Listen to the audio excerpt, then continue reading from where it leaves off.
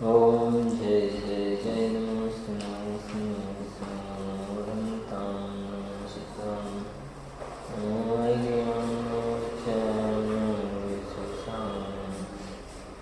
नमो समय साराय स्वानुभूत्या चकास्ते चित्स्वभावाय भावाय सर्वभावान्तरच्छे वन्दे तु सर्वसिद्धे ध्रुवमचन्द्रं भक्ते पूछामि समय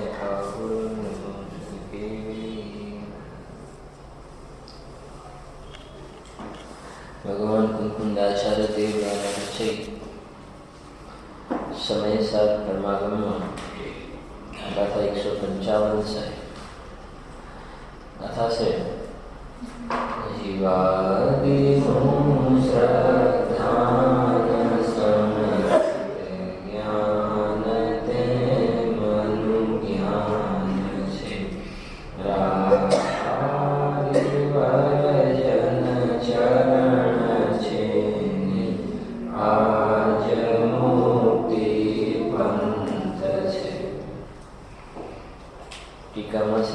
મોક્ષનું કારણ ખરેખર સમ્યક જ્ઞાન ચારિત્ર છે.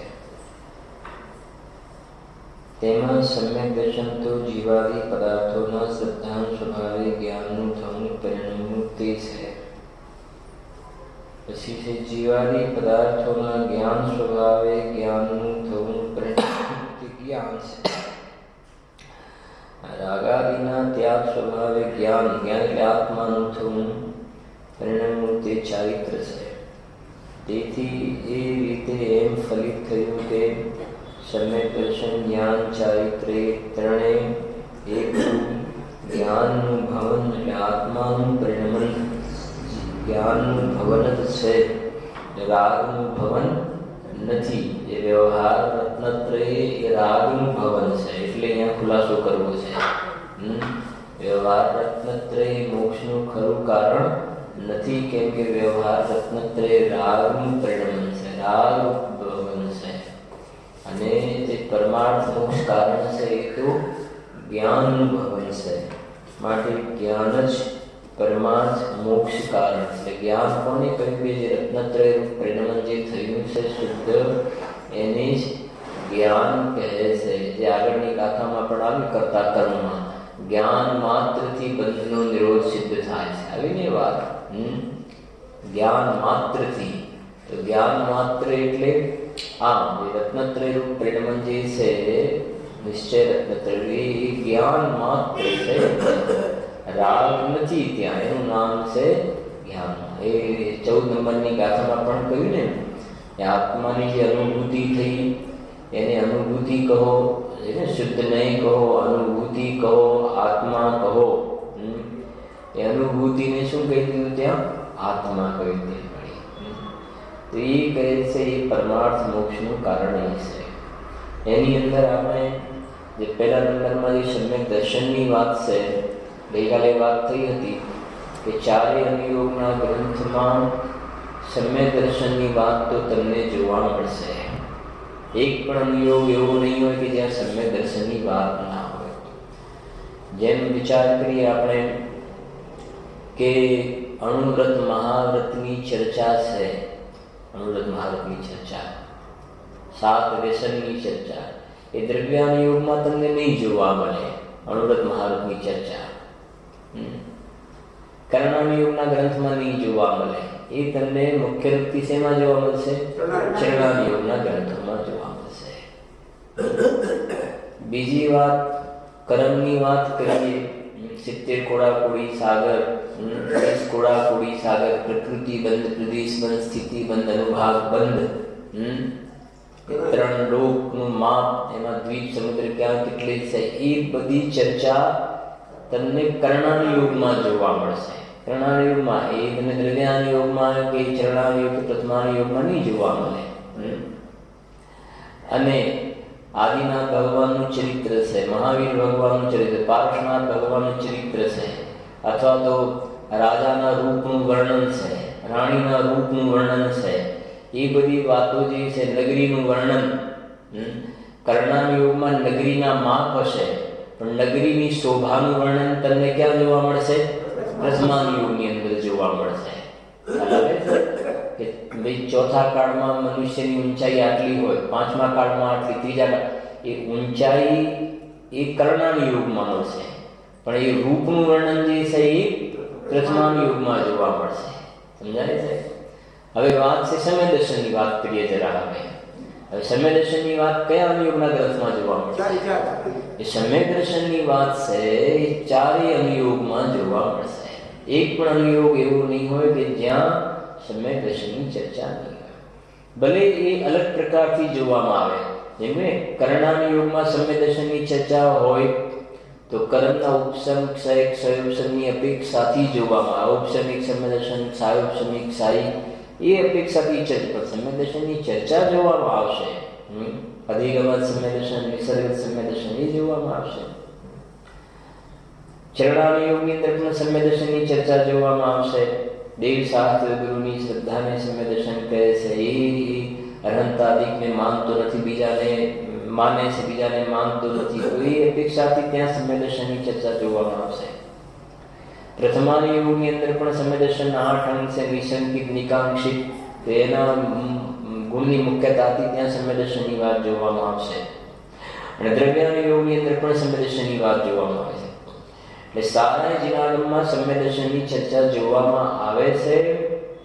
એટલે ક્યાં નિશ્ચય સમય દર્શન છે, ક્યાં વ્યવહાર સમય દર્શન છે, ક્યાં નિશ્ચયને વ્યવહાર કહ્યું છે, એ બધા પડખાને બરાબર સમજવું જોઈએ.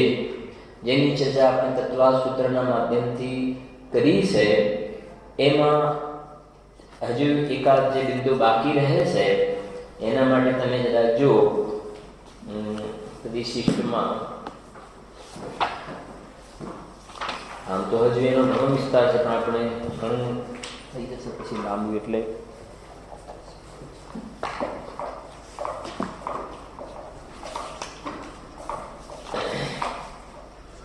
જો એમાં તમે પાનું 120 પાનું કાઢો, 120 પાનું.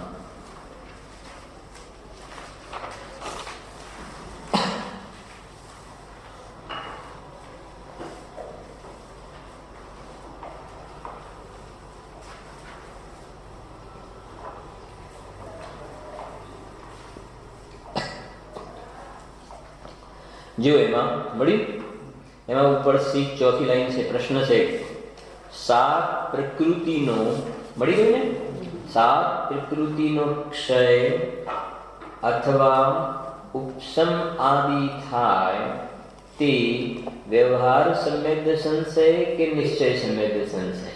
હે ને? હા, તો ઉત્તર છે એ નિશ્ચય સમ્યક દર્શન. સમ્યક દર્શન તો નિશ્ચય જ છે ને. એની મુખ્યતાથી કથન કરવામાં આવે એ વાત અલગ છે. એ અપેક્ષાએ તમે વ્યવહાર પોતો લખે, પણ સમ્યક દર્શન તો કયું છે? એ તો નિશ્ચય છે. પ્રશ્ન, સિદ્ધ ભગવંતોને વ્યવહાર સમ્યક દર્શન હોય છે કે નિશ્ચય સમ્યક દર્શન હોય છે? તો સિદ્ધ ભગવંતોને નિશ્ચય સમ્યક દર્શન હોય છે. ત્યાં વ્યવહારનો પ્રશ્ન હોતો નથી. હવે પ્રશ્ન છે, વ્યવહાર સમ્યક દર્શન અને નિશ્ચય સમ્યક દર્શનમાં શું ફેર છે? બરાબર છે? જુઓ છો, જીવાદિ નવ તત્વોની તથા સુદેવ, સુગુરુ અને સુશાસ્ત્રની વિકલ્પ સહિતની શ્રદ્ધા. થઈ ગઈ વાત? વિકલ્પ સહિતની શ્રદ્ધા, તેને વ્યવહાર સમ્યક્ત્વ કહેવામાં આવે છે. એટલે જીવાદી નવ તત્વની અને સાચા દેવાદીની શ્રદ્ધા પણ વિકલ્પ સહિતની શ્રદ્ધા એ વ્યવહાર સમ્યક્ત્વ કહે છે. જે જીવન છે ને કોઈનામાં, જીવન જે જીવ કરી દો, જે જીવ તે વિકલ્પનો અભાવ કરી પોતાના શુદ્ધાત્મા તરફ વલણ કરી નિશ્ચય સમ્યક દર્શન પ્રગટ કરે, તેને પૂર્વે વ્યવહાર સમ્યક્ત્વ હતું એમ કહેવામાં આવે છે. પૂર્વે સમજો, હવે પૂર્વે એ નવ તત્વોની વિકલ્પાત્મક જે શ્રદ્ધા હતી સાચા દેવાદિની વિકલ્પાત્મક શ્રદ્ધા હતી ક્યારે કે સમ્યક્ત્વ થયા પહેલા. એ જે હતી એને પણ સમ્યક દર્શન અહીંયા જ્યારે પ્રગટ થયું તો પૂર્વના રાગને પણ સમ્યક દર્શન કહેવાનો વ્યવહાર છે. સાથે રહેવા વાળો રાગ છે એને તો વ્યવહાર કહેવાનો વ્યવહાર છે, એને તો વ્યવહાર સમ્યક દર્શન કહેવાનો વ્યવહાર છે. પણ પૂર્વે જે રાગ હતો અને એ તોડીને સવિકલ્પથી નિર્વિકલ્પ થયો તો પૂર્વના વિકલ્પને પણ વ્યવહાર સમ્યક દર્શન કહેવાની પણ જીનાગમમાં પદ્ધતિ છે. બરાબર છે. પરમાત્મા પ્રકાશમાં આ પ્રમાણે ચર્ચા છે. મેં આજે વાંચી પણ ખરું અને એ છે આ વાત એમાંથી આવેલી પણ છે. જો કહે છે તેને પૂર્વે વ્યવહાર સમ્યક્ત્વ હતું એમ કહેવામાં આવે છે.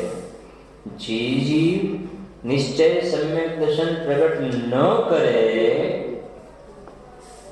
તેને, જે જીવ નિશ્ચય સમ્યક દર્શન પ્રગટ ન કરે તેને તે વ્યવહારાભાસ સમ્યક્ત્વ છે. થઈ ગયું? વ્યવહારાભાસ માને જ્યાં સુધી એ વિકલ્પનું ઉલ્લંઘન કરીને નિર્વિકલ્પ દશા પ્રગટ ના થઈને ત્યાં સુધી એનું નામ વ્યવહારાભાસ કહેવાતું હતું. અને નિર્વિકલ્પ દશા પ્રગટ થઈને તો એનું નામ શું પડી ગયું? પૂર્વચર વ્યવહાર. એક સાથે રહેવા વાળો વ્યવહાર હોય છે. સાથે રહેવા એક પૂર્વચર પહેલા જોવામાં આવે. જેમ કે ભાઈ આજે કયો વાર છે? રવિવાર. તો એ આવતીકાલે સોમવાર થશે કે નહીં થાય? તો આવતીકાલે સોમવાર કેમ છે? કેમ કે આજે રવિવાર છે ને, માટે આવતીકાલે સોમવાર જ થવાનો. આજે રવિવાર છે માટે ગેરંટીથી આવતીકાલે સોમવાર થવાનું. કેમ? કેમ કે આજે રવિવાર છે. ખ્યાલ? તો એ સોમવારનું કારણ તમે કોને બતાવ્યું? રવિવારને બતાવ્યું ને. વાસ્તવમાં જોવામાં આવે તો ખરેખર રવિવાર સોમવારનું કારણ નથી. રવિવારનો અભાવ એ સોમવારનું કારણ છે. પણ એ પૂર્વચર, એ પૂર્વે તમને રવિવાર જ, સોમવારના પહેલા રવિવાર જ હોય એટલે એને પણ કારણ કહેવાનો વ્યવહાર છે. જેમ મોક્ષ માર્ગને મોક્ષનું કારણ કહ્યું. મોક્ષ માર્ગ ને સમ્યક જ્ઞાન ચારિત્રાણી મોક્ષ માર્ગ, અને એ મોક્ષ માર્ગ એ મોક્ષનો ઉપાય છે ને. તો ઉપેય તત્વ ને ઉપાય તત્વની વાત કરી સમયસારમાં. તો એ મોક્ષ માર્ગને કારણ કહ્યું અને મોક્ષને કાર્ય કહ્યું. તો એ કઈ રીતે કે એ મોક્ષ માર્ગનો વ્યય થયો અને મોક્ષનો ઉત્પાદ થયો. તો એ અભાવ કારણ થયું. પહેલા હતું ને પૂર્વચર, પહેલા હતો એ જાતિનો પરિણામ સંબંધ નિદ્રાના, અને પછી એનો અભાવ થઈને મોક્ષ થયો. તો એ પણ એક શૈલી છે. બરાબર? જો જે જીવ નિશ્ચય સમ્યક દર્શન પ્રગટ ન કરે તેને તે વ્યવહારાભાસ સમ્યક્ત્વ છે. વ્યવહાર સમ્યક દર્શનનો અભાવ કરીને જે જીવ નિશ્ચય સમ્યક દર્શન પ્રગટ કરે તેને વ્યવહાર સમ્યક દર્શન ઉપચારથી, એટલે કે વ્યય તરીકે, અભાવ તરીકે, ઉપચારથી નિશ્ચય સમ્યક દર્શનનું કારણ કહેવામાં આવે છે. સમજી ગયા આ વાતને? જો તમારે વિશેષ એમાં જોવું હોય ને તો જરાક અહીંયા તમને બતાવું. બે ત્રણ પણ આપેલા આવે છે.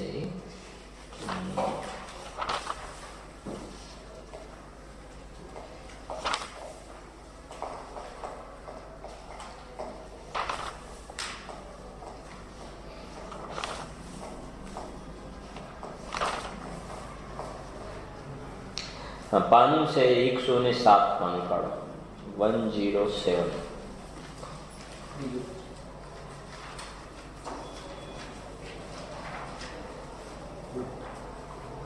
હવે નીચે પ્રશ્ન છે 3 નંબર,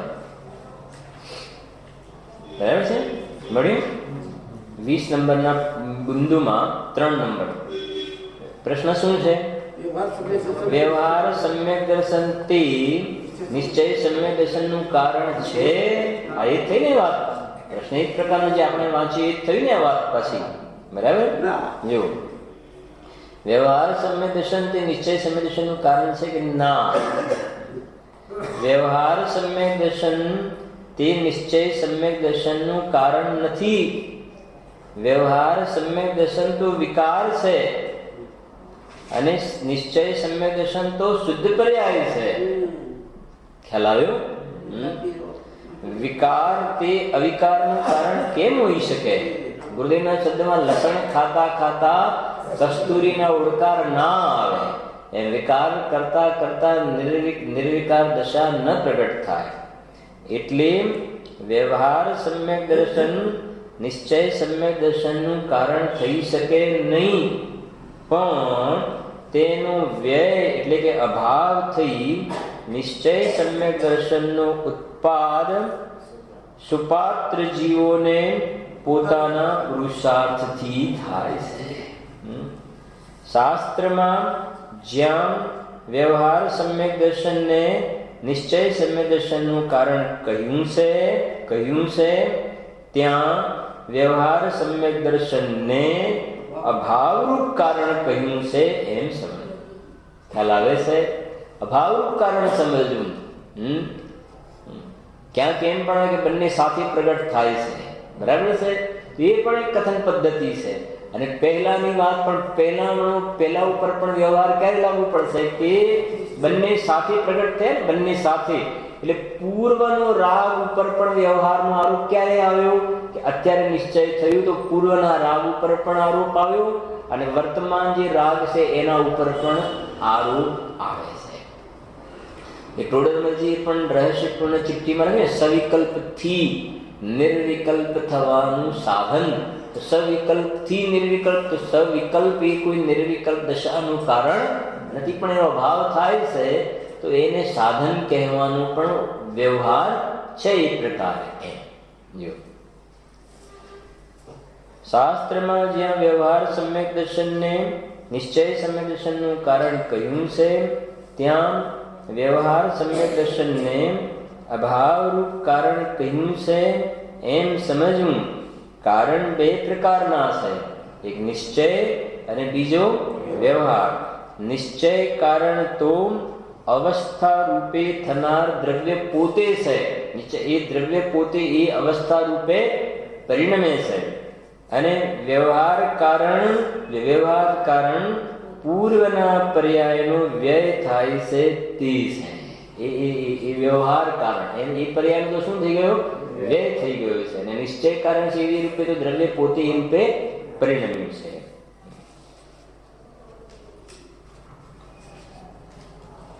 પછી એની ઉપર એક બીજા નંબરનો પ્રશ્ન પણ જોઈ લો, કેમ કે એ વખતે પાછું રહી જાય તો પાછું ક્યાં એની પર છે ને. સુદેવ સુગુરુ અને સુશાસ્ત્રની શ્રદ્ધા તે સમ્યક દર્શન છે? દેવશાસ્ત્ર ગુરુની શ્રદ્ધા તે સમ્યક દર્શન છે? જો તે નિશ્ચય સમ્યક દર્શન નથી. ના પાડી કે તે સમ્યક દર્શન છે કે ના નથી એમ ના કહ્યું. તે નિશ્ચય સમ્યક દર્શન નથી. તો શું છે? વ્યવહાર સમ્યક દર્શન છે. કેમ કે ત્યાં રાગ મિશ્રિત વિચાર સહિત શ્રદ્ધા છે. રાગ મિશ્રિત વિચાર એટલે જ્ઞાન. રાગ મિશ્રિત વિચાર વાળી શ્રદ્ધા છે. રાગ વગરની એકલી શ્રદ્ધા નથી, રાગ મિશ્રિત વિચાર વાળી શ્રદ્ધા છે. હજુ આવી શ્રદ્ધા એટલે વ્યવહાર સમ્યક દર્શન થયા પછી જીવ જ્યારે પોતાના ત્રિકાળી અખંડ ચૈતન્ય સ્વરૂપ તરફ ઢળે છે ત્યારે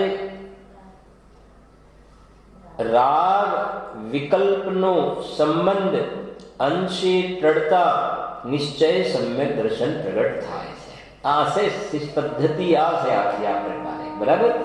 હજુ એક જગ્યાએ પણ છે, તમને બતાવું. બે જગ્યાએ તો જોયું ને અભાવ કારણ એને એક છે અહીંયા.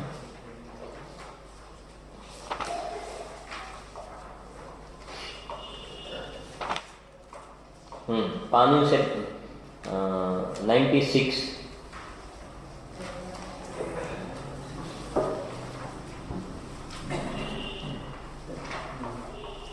મળ્યું? એમાં 3 નંબર જુઓ, 3 નંબર પછી પેલા ઉપરનું પણ જોઈ લઈશું, બધું સાથે થોડું જોતા રહીશું, બરાબર? કેમ કે વિચાર છે કે આજે તત્વા સૂત્રના કોટેશન બધા જોવાનું. વ્યવહાર સમ્યક દર્શન, કેમ કે પછી બીજા પણ એકાદ ગ્રંથના બતાવવા છે ને, છેડાળાનું છે અને એક અધ્યાત્મ સંદેશ રહસ્યપૂર્ણ છે. હવે જો વ્યવહાર સમ્યક દર્શન, નિશ્ચય સમ્યક દર્શનનું સાધક છે તો સમાધાન. બે જગ્યાએ તો જોયું ને આપણે. હવે ત્રીજો આગળ, પ્રથમ નિશ્ચય સમ્યક દર્શન પ્રગટ થાય ત્યારે વિકલ્પ રૂપ વ્યવહાર સમ્યક દર્શનનો અભાવ થાય છે. તેથી તે વ્યવહાર સમ્યક દર્શન ખરેખર નિશ્ચય સમ્યક દર્શનનું સાધક નથી, તો પણ તેને ભૂત નૈગમ નયથી સાધક કહેવામાં આવે છે. આગળ બે જે કોટેશન જોયા એમાં આ વર્ડ નહોતો, આ શબ્દ અહીંયા મળ્યો તમને, એટલે એને ભૂત નૈગમ નયથી સાધક કહેવામાં આવે છે. ભૂત નૈગમ, કેમ કે પૂર્વે એ જાતિનો વિકલ્પ હતો અને એ તૂટીને નિર્વિકલ્પ દશા થઈ છે, તો ભૂત નૈગમ નયથી એને સાધન અથવા તો સાધક ને, ભૂત નૈગમ નયથી એને સાધક કહેવામાં, જે સાધ્ય દશાની પ્રાપ્તિનું કારણ છે એમ. જો એ તો જે પહેલા સાધક છે એ પછી બાધક થાય છે અનુભવના કાળમાં. જેવું જહાં સાધક હૈ તેવું તહાં બાધક હૈ, બાકી રાગ દોષ કી કથા કી કોણ બાત હૈ. જે આત્માના સ્વરૂપના વિકલ્પ છે, પોતાના સ્વરૂપ સંબંધના વિકલ્પ જે છે, એ વિકલ્પ જ સ્વાનુભૂતિના કાળમાં બાધક છે. પછી દુનિયાદારીના બહારના બધા વિકલ્પોની વાત તો ઘણે દૂર નહીં. એ છે. અને વિશેષ તમને કહું જરાક, બહુ થોડું કદાચ હાર્ડ નહીં સમજી લેતા, પણ આ એક થોડી વાત, બાકી તો ઘણા બધા વિસ્તાર છે કે જે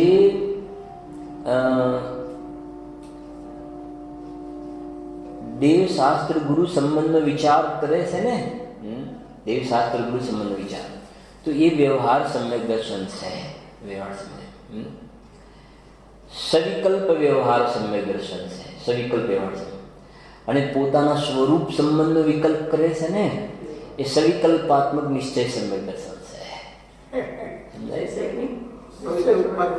સવિકલ્પ બે સવિકલ્પ બરાબર સમજજો. એટલા માટે મેં કહ્યું થોડું અઘરું લાગે તો પણ થોડું જરા સમજી લેજો. આ થોડી વિકલ્પ મને વિચાર કે નહીં આ વાત નથી મૂકવી રહેવા તો થોડુંક એવું લાગશે, પણ આ થોડી પરમાત્મા પ્રકાશમાં છે આ વાત. સમજી લો જરા. સંક્ષિપ્તમાં આપણે વધીને આગળ વધીશું, એમાં બહુ ડિટેલમાં નહીં જઈએ.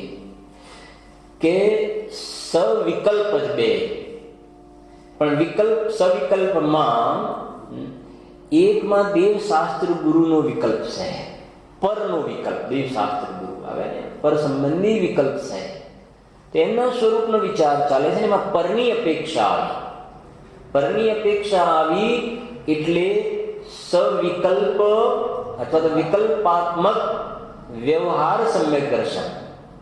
વિકલ્પાત્મક આ ભૂત નિગમ ના વાળો વ્યવહાર સમ્યક દર્શનમાં લેવો અહીંયા. અને પછી સમજો, સીધી વાત તમને કરું, જે જાણતો અરહંત ને ગુણ દ્રવ્યને, તો અરહંત ભગવાન દ્રવ્ય ગુણ પર્યાયનો જ્યાં વિચાર કરે છે પરનો, તે વખતે વિકલ્પાત્મક દશા છે કે નહીં? વિકલ્પાત્મક. તો એ કહે છે વિકલ્પાત્મક વ્યવહાર સમ્યક દર્શન છે. પછી ત્યાંથી ઉપયોગી ગુલાટમાં આવી અને પોતાના દ્રવ્ય ગુણ પર્યાયનો વિચાર કરે છે. તો એમાં સ્વની અપેક્ષા આવી. સ્વની અપેક્ષા. તો અહીંયા જે નિશ્ચય શબ્દ લાગ્યો છે ને, એ સ્વની અપેક્ષા આવી એટલે નિશ્ચય. બસ એટલું સમજવું. વિકલ્પ, હા વિકલ્પ તો છે, વિકલ્પ છે ને, એટલે સવિકલ્પ નિશ્ચય સમ્યક દર્શન. ખ્યાલ આવે? સવિકલ્પ નિશ્ચય સમ્યક દર્શન. સમજી ગયા? સવિકલ્પ તો સવિકલ્પ કહો છો ને પછી નિશ્ચય કેમ લો છો? સવિકલ્પ હોય તો વ્યવહાર જ હોય ને. સવિકલ્પ તો વ્યવહાર જ હોય, પણ સવિકલ્પની જોડે નિશ્ચય શબ્દ એટલા માટે જોડ્યો કે સ્વાશ્રિતો નિશ્ચય. એમાં સ્વની એ વિકલ્પમાં અપેક્ષા કોની છે? એ સ્વની અપેક્ષા વાળા વિકલ્પ છે. સ્વની અપેક્ષા વાળા વિકલ્પ છે એટલે સવિકલ્પ નિશ્ચય સન્મેળ દર્શન. અને પેલામાં અનંત ભગવાન વિચાર કરે છે ને એ પરની અપેક્ષા વાળા વિકલ્પ છે એટલે સવિકલ્પ વ્યવહાર સમ્યક દર્શન છે. અને બે તૂટી જાય અને જયારે અનુભૂતિ થઈ જાય ત્યારે પક્ષાતિક્રાંત થઈ જાય ત્યારે રિયલ સમ્યક દર્શન શ્રદ્ધા ગુણની જે શુદ્ધ પર્યાય થાય છે એ ત્યારે થાય છે. ને એ વખતે આ ભૂત નૈગમ નૈથી આના ઉપર બધો આરોપ આવે છે સમ્યક દર્શન એમ છે. નહીં, સવિકલ્પ નિશ્ચય સમ્યક દર્શન એ શ્રદ્ધા ગુણની પર્યાય નથી. એ પણ હજુ રાગ મિશ્રિત વિચાર વાળી શ્રદ્ધા છે. એ કહ્યું ને રાગ મિશ્રિત વિચાર વાળી શ્રદ્ધા, રાગ વગરની નિર્વિકલ્પ શ્રદ્ધા નથી. રાગ વાળી સવિકલ્પ જે શ્રદ્ધા એમાં બે ભાગ પડે. એમાં એક પરની અપેક્ષા વાળો વિકલ્પ અને એક સ્વની અપેક્ષા વાળો વિકલ્પ. પરવાળો વ્યવહાર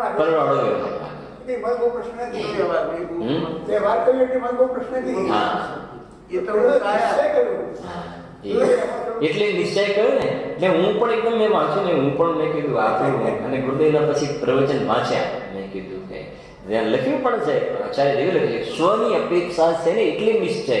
અહીંયા કોઈ નિશ્ચયનો અર્થ શ્રદ્ધાની પર્યાય શુદ્ધ છે એ વાળી વાત સ્વની અપેક્ષાનો વિકલ્પ છે એટલે નિશ્ચય છે. બસ પક્ષાતિક્રાંત વાળી વાત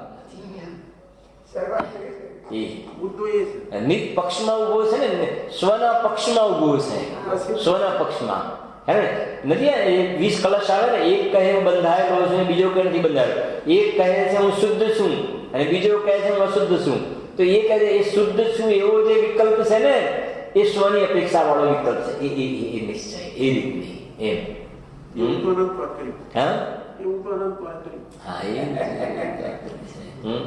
હવે જો જનાબ એક પરની અપેક્ષા વાળો વિકલ્પ દેવશાસ્ત્ર ગુરુની શ્રદ્ધા વાળો, એક સ્વની અપેક્ષા વાળો વિકલ્પ અને પછી એક ધંધા વ્યાપારનો વિકલ્પ છે. હવે હું તમને એટલા માટે તમારું બધા કન્સેપ્ટ ક્લિયર કરું છું. ધંધા વ્યાપારનો, ગ્રહસ્થીનો, બજારમાંથી આ લાવવાનું છે, આ મૂકવા જવાનું છે, પેલાને મૂકવા જવાનું છે, લેવા જવાનું, તો એ બધા જે વિકલ્પો છે ને એના ઉપર તો કોઈ સમ્યક દર્શનનો આરોપ જ નથી આવતો. વ્યવહાર સમ્યક દર્શન કે સવિકલ્પ કે નિર્વિકલ્પ કે એ વ્યવહાર એના ઉપર આરોપ તો કોના ઉપર આવે કે જે અનુકૂળ, જેના ઉપર અનુકૂળ ઉચિત કહ્યું ને એના ઉપર આરોપ આવશે. બાકી કોઈ ભોગના પરિણામ ઉપર વ્યવહાર સમ્યક દર્શનનો આરોપ નહીં આવે. ધંધા વ્યાપારના પરિણામ પર આરોપ નહીં આવે. એમ બરાબર? જેવું એ પરિણામોમાંથી નિશ્ચય સમ્યક દર્શન ક્યાં થાય છે? એ પરિણામોમાંથી નિશ્ચય સમ્યક દર્શન કેમ એ તૂટીને તો એ તો અશુભમાં છે ને. તો એ શુદ્ધોપયોગ થાય.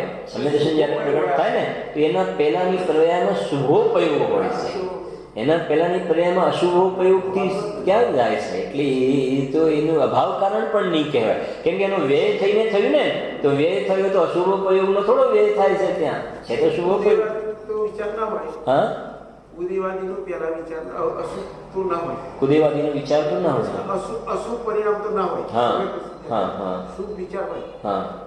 પણ દેવશાસ્ત્ર ગુરુ સિવાય દયા દાન વ્રત ભક્તિ એવું હોય. એવું છે કે દેવ શાસ્ત્ર ગુરુની શ્રદ્ધા વિના દયા દાન આદિના પરિણામ પણ સમજવા દેવા છે ને. દેવ શાસ્ત્ર ગુરુની શ્રદ્ધા વિના એને તત્વની વાત સાચી નહીં મળે. એટલે એ કહે છે કે એને દયા દાનના પરિણામ એ તત્વ અભ્યાસ વાળાના દયા દાનના પરિણામ અને તત્વ અભ્યાસ વિનાના દયા દાનના પરિણામમાં ઘણું આતરું છે. ખ્યાલ આવે છે કે નહીં?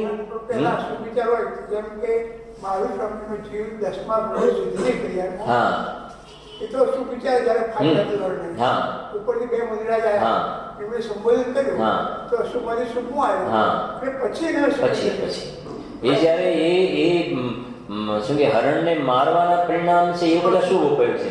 પછી મુનિરાજે આવીને એ જોઈને એક તો જોઈને એને અંદરમાં કશાય મંદ થઈ, તો ક્ષયોક્ષમ તો હતો, વિશુદ્ધિ થઈ. પછી એને દેશના આપી કે તું આ શું કરે છે. હવે તો ભગવાનની વાણીમાં સાંભળ્યું છે કે તું 10મા ભાગે તીર્થંકર થવાનું છે અને તું આ એક માંસ હરણનું ખાય છે અને પૂર્વે તે ત્રિપૃષ્ઠ નારાયણ વગેરેના ભવમાં કયા કયા ભોગ નથી ભોગવ્યા અને આ તુચ્છ હરણના માંસ ખાવામાં તું શું કરી રહ્યો છે.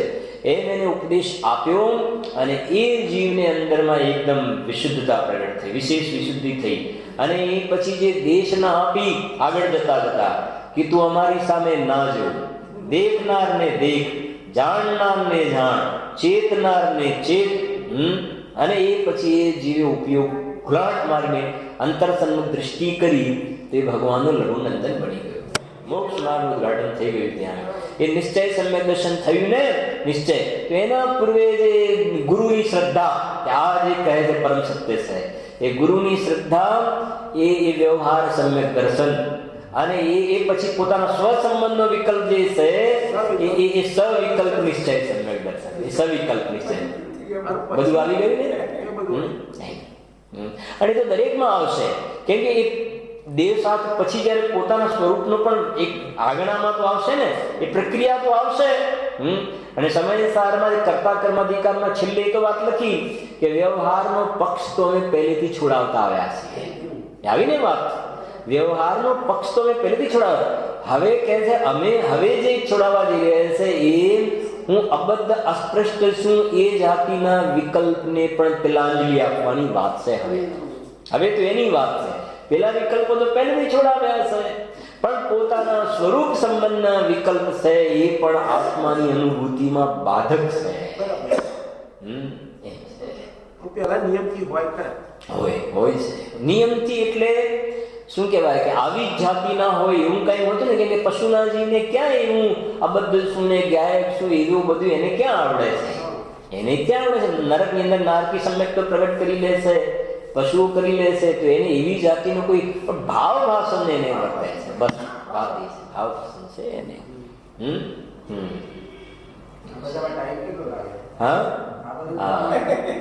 કરી લે તો આમ કરી લે, ક્ષણભરની જ રસ્તા, અને નીકળી જાય તો અનંત કાળ નીકળી જાય. બધું પોતાના હાથમાં છે, બધું પોતાના હાથમાં છે ભૈયા. જીવ રખડવા માટે પણ સ્વતંત્ર છે અને તરવા માટે પણ સ્વતંત્ર છે ભૈયા.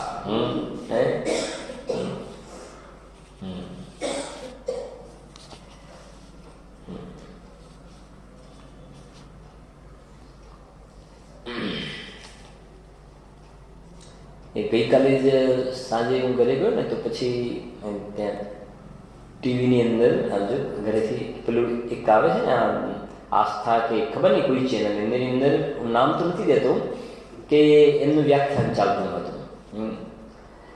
અને એની અંદર એમ કહ્યું કે આ પાણી જે હોય છે ને, પાણી એ તારે પણ ખરું અને ડૂબાડે, એવી કંઈક વાત હતી.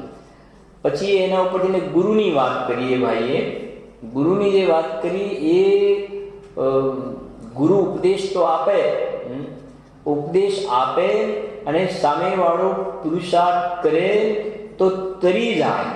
અને પછી કહ્યું ક્યારેક ક્યારેક ગુરુ શિષ્યને તારી પણ દે. હવે એ જે લાઈન આવી ત્યાં આપણને થઈ જાય કે આ ગાડી પાટા પરથી ઉતરી ગઈ. અને એ કે ગુરુ જે છે એ ક્યારેક એ લાગે તો એ થાય તો સામેવાળાને તારી ત્યારે.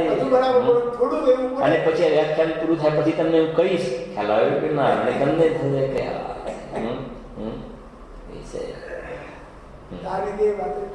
એમ કે અત્યારે એ ભાઈનું બહુ મોટું નામ છે, બહુ મોટું નામ છે અત્યારે ભાઈનું. એ જ્યાં જાય ને ત્યાં આગળ આમ પગ મૂકવાના હોય ત્યાં બિલકુલ નવું નેપકિન મૂકે, ત્યાં આમ એના પગના પગરખાં એવી જાતિનું બહારમાં પુણ્યનો ઉદય એવી જાતિનો છે એનું જ્યાં વ્યાખ્યાન હોય ત્યાં કેટલાય માણસો આવીને બધું એનું સાઉન્ડ સિસ્ટમ ભલે તમારી પંચકલ્યાણક હોય, તમારો કોઈ પ્રોગ્રામ હોય, પણ એના માણસો આવીને જોઈને જાય અને એ પછી એવી જાતિનું છે.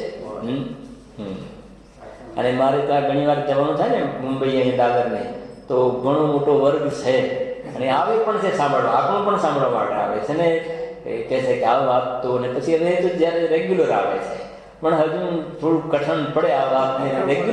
રેગ્યુલર મેં વાત કરી ને, રેગ્યુલર જ્યાં વ્યાખ્યાન ચાલતા હોય ને તો એને બે રહે, નહીં તો પછી હા એ થઈ જાય છે ને. પછી એને શું થાય સ્થિતિ કહું કે બિચારા અઠવાડિયું રાત દિવસ પાપમાં રોકાયેલા, એટલે એને થાય ગમે તે કોઈનું તારે પણ સાંભળીએ જરા, તો જે કંઈ ખરાબ તો નથી કહેવાના ને, એમ કાંઈ ખોટું તો નથી, ખરાબ જે આપણને યોગ્ય લાગે એટલું આપણે નિકાલ એમ કરીને એવી વાત છે. હા હા એ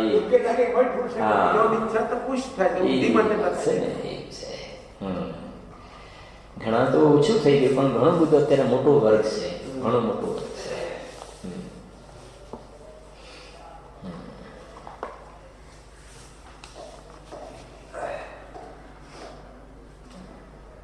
હમણાં એમને વિધાન પણ કરાવ્યું, આપણે ભક્તામનનું વિધાન, બરાબર ને? હા પાછું ને ભક્તામનનું વિધાન પણ કરાવીએ એમના ત્યાં. હા એ છે. ગયા હતા ને અહીંયાથી આપણે સોનાગીરીથી.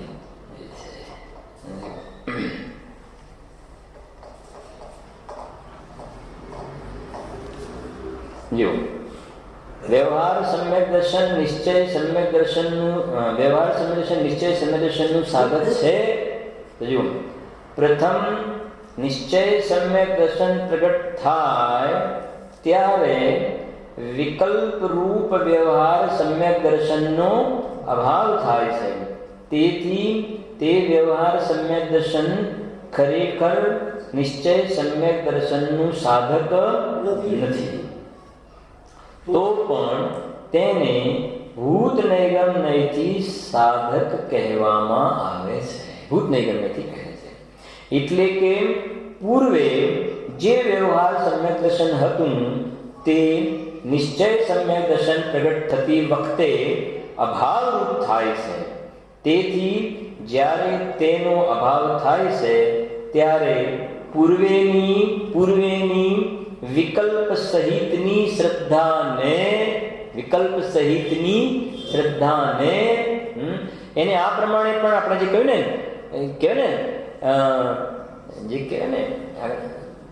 જે રાગ સહિતના વિચારવાળી શ્રદ્ધા, રાગ સહિતનો વિચારવાળી શ્રદ્ધા એમાં ત્રણેય આવી ગયા.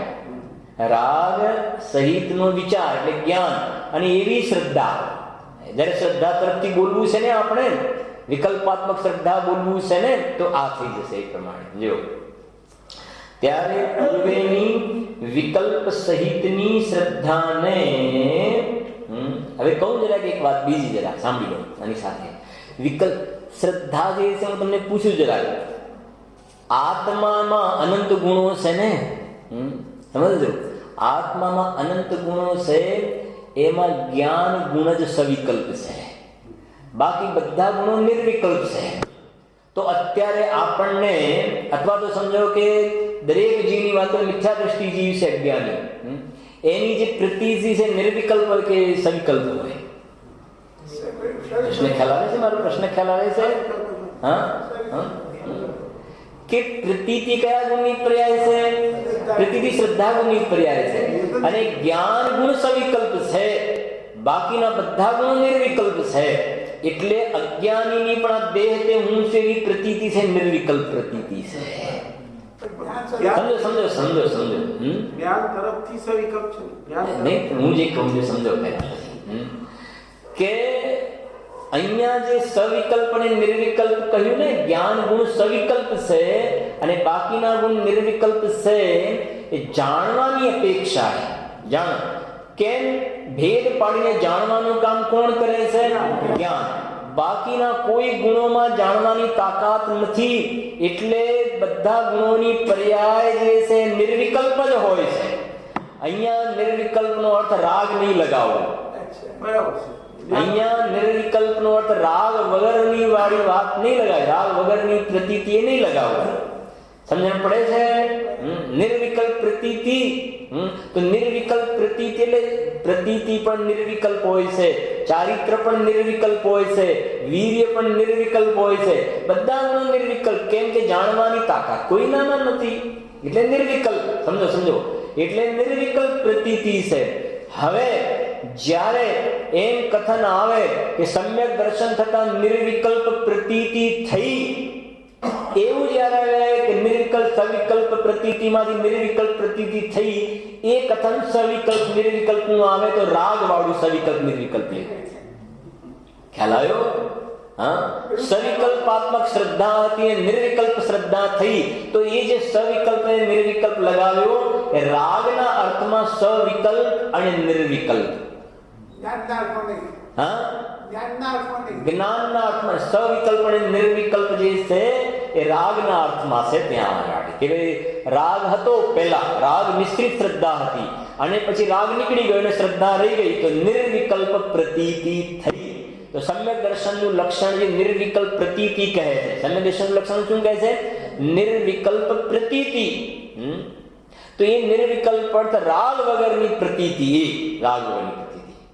અને એમ જ્યારે આવે કે ભાઈ એ જ્ઞાન ગુણ સવિકલ્પ છે, બાકીના બધા ગુણ નિર્વિકલ્પ છે, તો એ નિર્વિકલ્પ માને એ કોઈ ભેદ પાડીને કોઈ જાણતું નથી, જાણવાની તાકાત નથી કોઈ પણ ગુણના પરિણમનમાં, માટે એ નિર્વિકલ્પ છે. રૂપ વાળી વાત નથી. રૂપ છે પણ એ રૂપે નથી થતો ને. શ્રદ્ધા એ રૂપે ક્યાં થાય છે? રૂપ છે પણ એ રૂપે થોડું થાય છે ને. રૂપે ક્યાં થાય છે? રાગનો અભાવ એ અપેક્ષા બરાબર. હા, રાગનો અભાવ થયો માટે એ થયું નિર્વિકલ્પ પ્રતીતિ. જો એમ છે ભાઈ. હા હા, અને પંચાધ્યાયમાં એની ચર્ચા છે. પંચાધ્યાયમાં આ પ્રકારની ચર્ચા છે. સવિકલ્પ કેવલ જ્ઞાન સવિકલ્પ છે. કેવલ જ્ઞાન સવિકલ્પ છે ને. કેવલ જ્ઞાન સવિકલ્પ છે. અરે શું આ કેવલ જ્ઞાન સવિકલ્પ માને આખા લોકાલોકને ભેદ પાડીને જાણે છે ને, એટલે કેવલ જ્ઞાન સવિકલ્પ છે. સવિકલ્પ નો અર્થ રાગ સહિત જાણે છે એવો અર્થ નથી. ત્યાં આગળ કેવલ જ્ઞાન સવિકલ્પ છે અને બાકીના બધા ગુણો કેવા છે? નિર્વિકલ્પ છે. સાકાર જ્ઞાનોપયોગ ને નિરાકાર જ્ઞાનોપયોગ જે કહે છે ને, સાકાર ને નિરાકાર. હા, શક્તિમાં આવે ને સાકાર ઉપયોગમયી જ્ઞાન શક્તિ અને નિરાકાર ઉપયોગમયી દશી શક્તિ આવી ને. દશી ને જ્ઞાન, નિરાકાર અનાકાર ઉપયોગમયી દશી શક્તિ અને સાકાર ઉપયોગમયી જ્ઞાન શક્તિ. તો અનાકાર ઉપયોગમયી એટલે બસ ભેદ પાડ્યા વિના દેખાય છે દર્શન.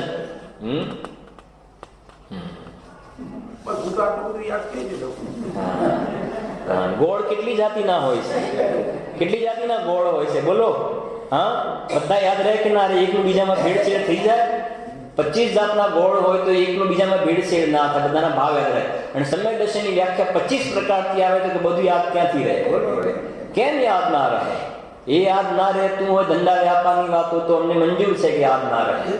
હા, પણ સવાલ ખાટલી ખોડ છે કે રુચિનો અભાવ છે, ખ્યાલ માટે યાદ નથી રહેતું જીવને. બોલો. હા, બાકી જો ભાઈ દેહની સ્થિતિ તો ઘડીકમાં આપણા જોયું ને, રોજ આવતો તો મહેન્દ્રભાઈ આપણા વ્યાખ્યાનમાં. બોલો, શરીરની સ્થિતિ ઘડીકમાં કે સુતા સુતા થઈ ગયું ને. બોલો કે આ કામ ના થયું ને, હવે આ સ્થિતિ છે શરીરની. લખવા જેવી અસર થઈ ગઈ ને. હવે થોડું સારું, થોડું આ તે પણ સંજયભાઈ હવે થોડું સારું થયું, પણ કે સીડી ચડવાની ડોક્ટરે ના પાડી છે. તો જો સાતાનોદય કેવી રીતે આવે છે? એ આવી રીતે આવે છે સાતાનોદય. એટલે દોલતરામજી લખ્યું, જબ લોન રોગ જરા ગહે તબ લોન જટીથી બીજે હિત કરો. ચાલવાની ના પાડી છે, આમ ના પાડી છે, આમ ના પાડી છે. વજન ઉંચકવાની ના પાડી છે. અમારા ભાઈ છે ને બરોડાવાળા રમેશભાઈ, હવે ડોક્ટરે કહી દીધું કે તમારે જે વધારે માણસો ભેગા થતા એવી જગ્યાએ નહીં જવાનું, કેન્સરની તકલીફ છે એટલે. બોલો, નહીં જવાનું એવી જગ્યાએ. તો એ જ્યાં શિખરજી પ્રતિષ્ઠામાં આવવાનું બધું નક્કી હતું, પણ માણસો ઘણા હોય એ ડોક્ટરે ના પાડી. અસાતાના ઉદય જેવો કેવી રીતે આવે છે? એ છે આટલી વાર લાગે. કેમ કે આ ઈષ્ટોપદેશમાં લખ્યું કે આ બીજાની વાતો થોડી છે, એ સિદ્ધ કરે છે કે આજે જે એને થયું ને ક્યુમાં માની લાઈનમાં હું ઊભો જ છું. હવે મારા ભાગમાં બ્રેઇન હેમરેજ આવે છે કે કિડની ફેલ આવે છે કે કેન્સર આવે છે, હવે એ તો જે વખતે જે ખુલે એ ખરી વાત છે. ખ્યાલ આવે કે ના આવે? એ ચિઠ્ઠીમાં જે આવે એ સાચી વાત છે ભાઈ. સાતાનો દઈને જે કાગળ આવે એ ખરું જે આવે, બાકી આવવાનું છે એ વાત તો નક્કી છે. કાગળ આવશે ભાઈ, દરેકને આવશે કાગળ. હા હા, એ પેલા નાના નાના કાગળ આવે છે, માથાના વાળ ધોળા થઈ જાય, ચશ્મા આવે, એ નાના નાના કાગળ ત્યાં ગણતો નથી ને, એ ધોળાવાના કાળા કરાવી દે વાળ, કરચલી દેખાતી બંધ કરી દે, કઈ ને કઈ બધા ઉપાય કરે, એ નોટિસ ને તો ગણતો નથી આ. હા જો હા થઈ ગયો ટાઈમ તો ભાઈ આપણે તો જો 1 મિનિટ બતાવો, પછી કાલે આમાંથી બતાવીશ.